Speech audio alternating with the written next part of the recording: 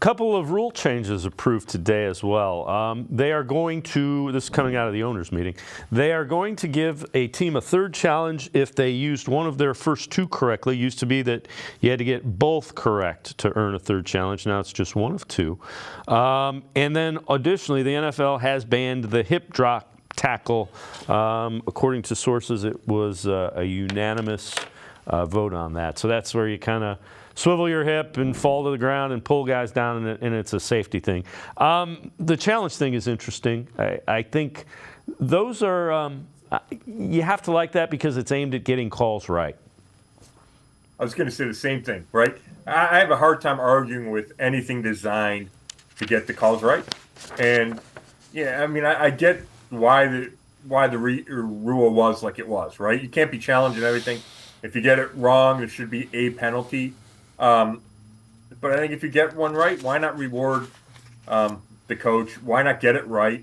Now you have to be so careful. You only get two, right? So I think this gives the coach a little more latitude. And the hip drop tackle, you know, obviously they didn't have any players vote on that because the NFLPA has been a staunch opponent of that.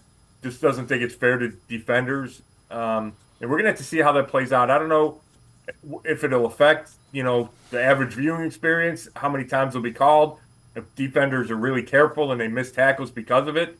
But this has been in the league's crosshairs for a while. Yeah, and again, they're making it more difficult to tackle. You know, you can't hit guys in the head. You can't hit guys low. You can't. It's they're eliminating ways to bring guys to the ground who are elite athletes. So I understand where the Players Association was coming from, without question.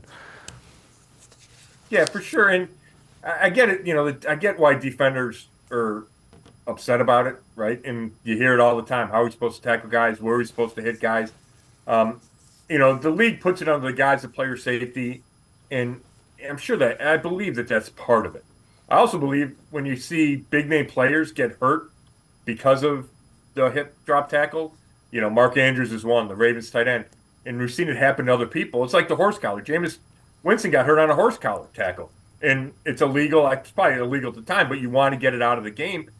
You don't want your best players on the sideline. It hurts the product. It hurts entertainment value. It hurts teams' chances. Like, it hurts competitive balance, all of that.